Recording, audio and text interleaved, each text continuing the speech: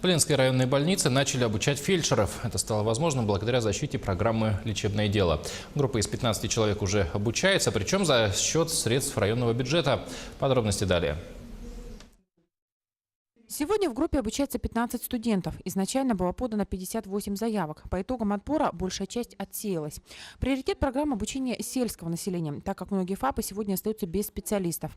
Так, большая часть студентов – это жители поселков Надора, Чимча и Артанахар. Приоритетным было при наборе отдавать предпочтение тем желающим обучаться, которые приехали с поселков, с наслегов, с тем, чтобы потом их распределять именно туда. И, в общем-то, они готовы к этому, они с этой целью и поступали учиться, чтобы потом вернуться в свои поселки и там работать. Милена Нагнарутова приехала из села Натура. Девушка окончила школу год назад. Несколько месяцев работала в учебном заведении лаборантом. Когда узнала, что в Ленске можно поступить на очное обучение по специальности фельдшер, не раздумывая, приехала, поступила. Чтобы вернуться в деревню и работать там фельдшером. Там не хватает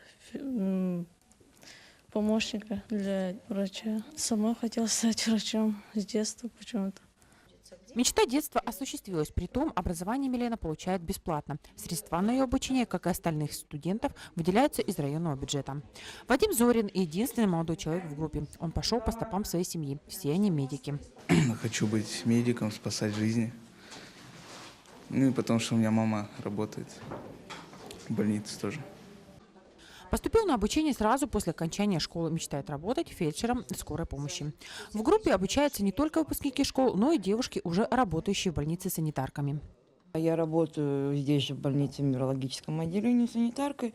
Ну и вообще с детства, со школы мечтала идти в медицинский, но по обстоятельствам у меня не получилось. И вот представилась такая возможность, я сразу решила пойти учиться на фельдшера.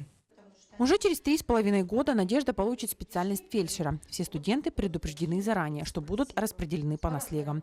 Девушка признается, что совсем не против. С удовольствием поедет и будет работать на селе. Вас не страшит то, что вас могут отправить, допустим, в наследники работать? Да нет, я в принципе готова к этому.